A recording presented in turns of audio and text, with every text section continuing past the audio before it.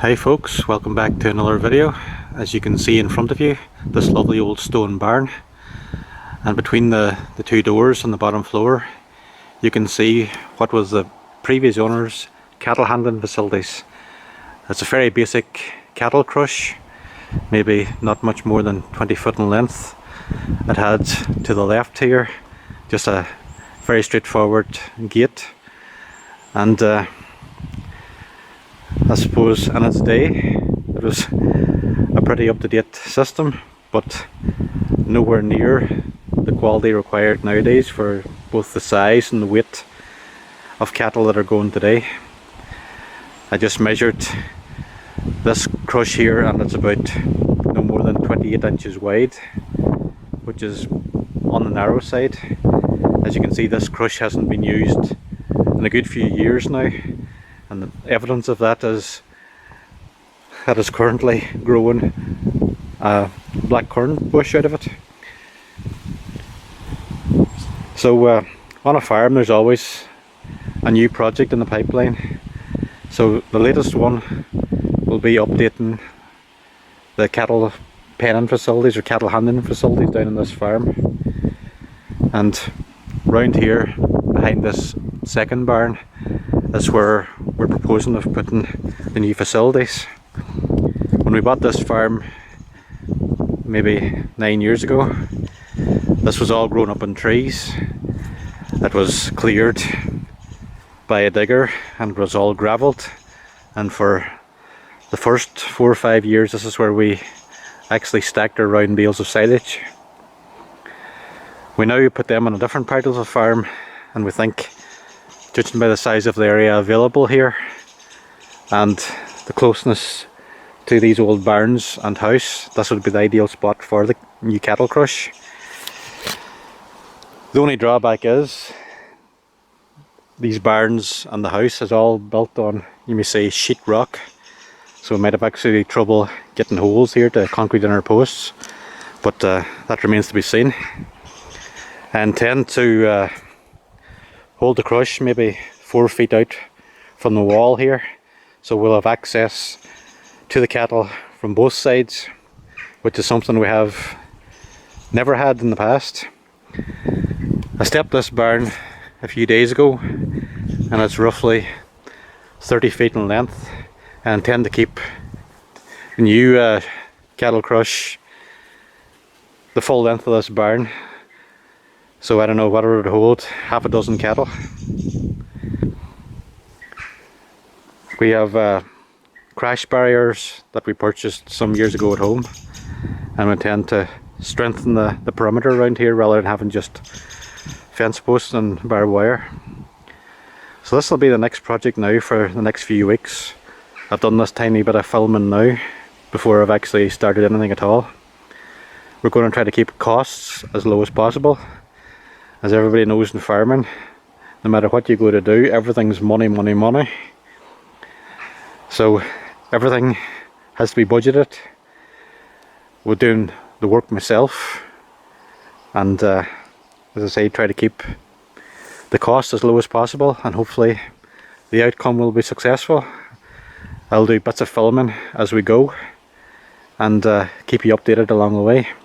Just looking back here once again at that other nice big stone barn, I was looking at the piping on it, and maybe I'd actually be able to repurpose the galvanized piping on the old crush and use it in the new one, but that remains to be seen. I'm kind of making it up as I go along here. I have a rough idea in my head what I want to achieve, and as I say, I'll keep you updated, so best of luck for now. So here we are, folks, in one of our slatted houses, and as you can see, the beginning of the fabrication of our new cattle crush is just about to get underway. As you can see in front of you, I've been gathering together some bits and pieces of steel that have been lying about the farm for maybe 15 or 20 years. In the middle there you can see 3 bars of galvanized piping. I think the 2 longest bits are about 18 feet in length, and over the years, as you can see, they've developed different degrees of bend, but anyway, I'll be able to use the straightest bits out of them for the sides of the cattle crush. To the left there is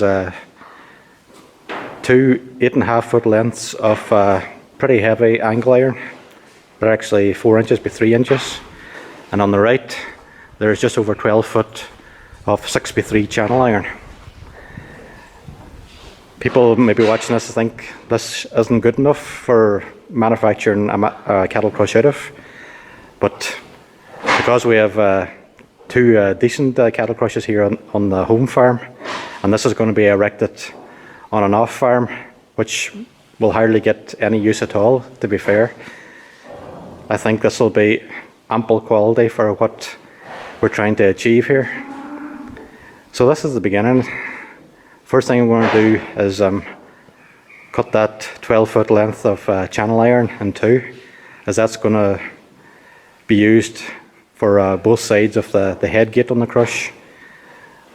The two bits of 8.5 foot long angle iron will be to the back of the first section of the crush, and of course the piping will be used for the sides.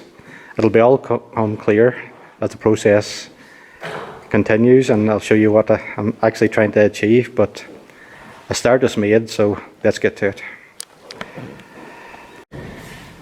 So here we are now, as you can see in front of you. The first part of our fabrication has been completed. The 12 foot length of channel iron has been cut into two 6 foot lengths. I used the chop saw here, and it seemed to have done the job quite nicely. I had to turn the steel a couple of times, but no problems.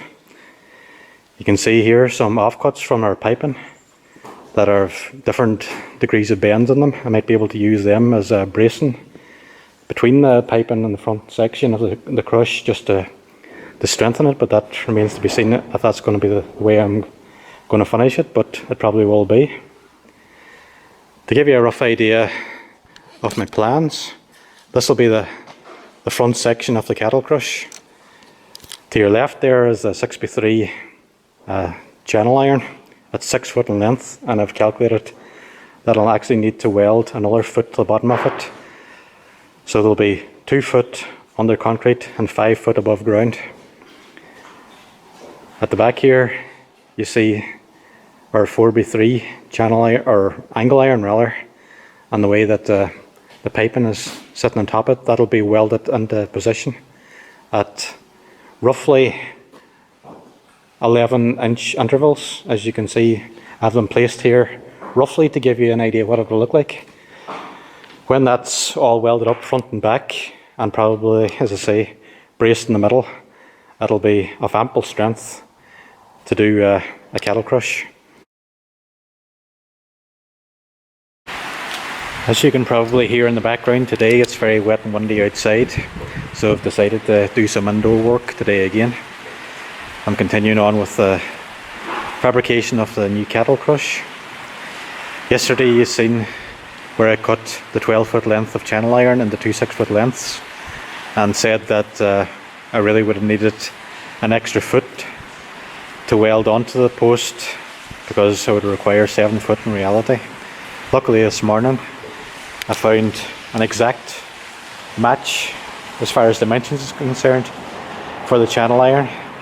It's about 14 inches long, so it's actually slightly longer than what I want. But now, thank God, we have a post that is over 7 foot in length, so that's perfectly adequate. As you can see, it welded pretty well. Happy enough with it, should be strong enough.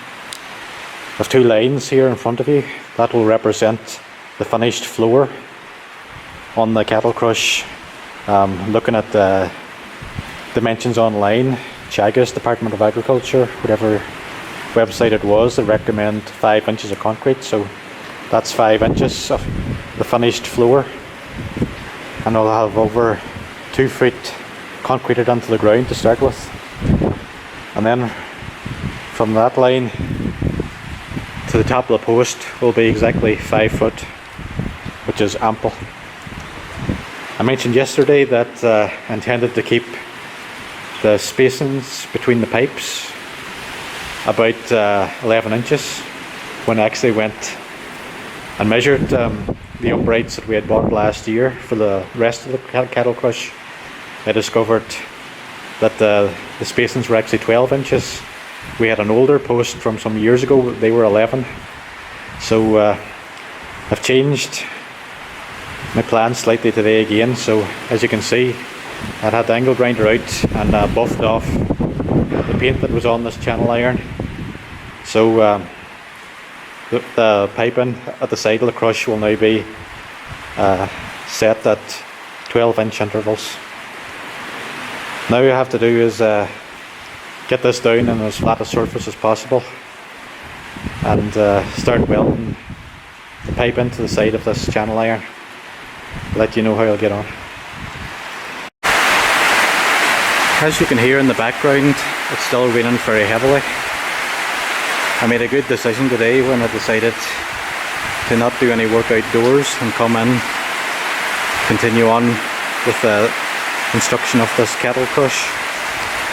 After looking around the shed, I decided that the flattest piece in the whole place was probably on top of the slats. So I took everything in, and as you can see, laid it all out, and I have everything now welded in position.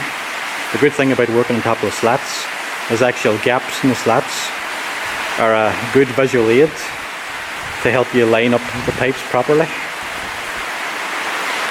I decided after all to go with 12-inch spacings, and as you can see, I think it looks pretty well proportioned. I used these very cheap and cheerful right angled magnets to keep me nice and true and straight, and I think overall things look okay. Some of the bars that we used might have tiny bits of ripples or bends in them, whatever you want to call them. The second furthest away from me there has a slight bend still on it, but for the purpose that I want it for, it'll never be noticed, to tell you the truth. I think that's a pretty good start made today. All I have to do now is flip everything over the body and weld the underneath, and when that's done, things should be well strengthened up. I still intend to maybe brace the centre of this here. We have offcuts from yesterday that are cut to length. I'll have to learn how to saddle piping, so I'll have to be looking up YouTube to see how to do that, and I think it would help and strengthen the whole thing.